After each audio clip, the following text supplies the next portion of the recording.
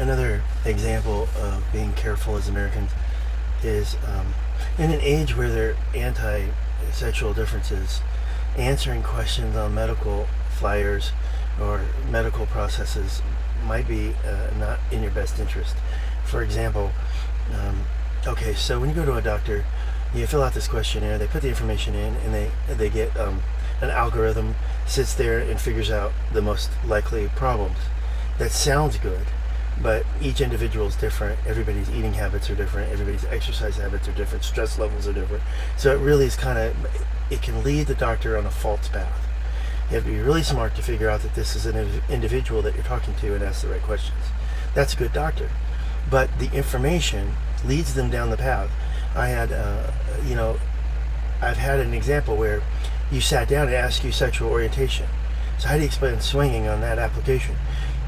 I would just say monogamous and straight. Personally, I'm not an expert, but you don't want them going down that path. If you have a concern about STDs or other things where you just want to be tested, tell the doctor, look, I just want to be tested. You don't have to explain why. You don't have to give them any information. You just say, I want to be tested. But if you do put all that information down, or the doctor does, and you can ask the doctor, I asked the doctor, look, I don't want this information on the records. I've been tested. I'm negative. But I don't want it on the records. And he said, yeah, I can order it and then take it off your records. And later I checked and they did. He was a she. I'm sorry. The first doctor was a she. But my point is that we got to be more careful. Americans have to be more careful about what information they give out. I give you an example of 23andMe and how that was really a stupid idea to have that tested.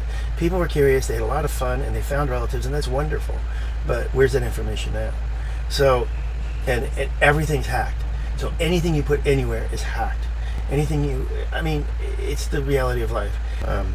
Anyway, and there's laws to protect your health information, HIPAA and some others. So I just wanted to say that we need to be less naive as Americans, especially swingers. They shouldn't be so stupid. Sometimes it's just like, God, just don't do that, And so, okay, thank you.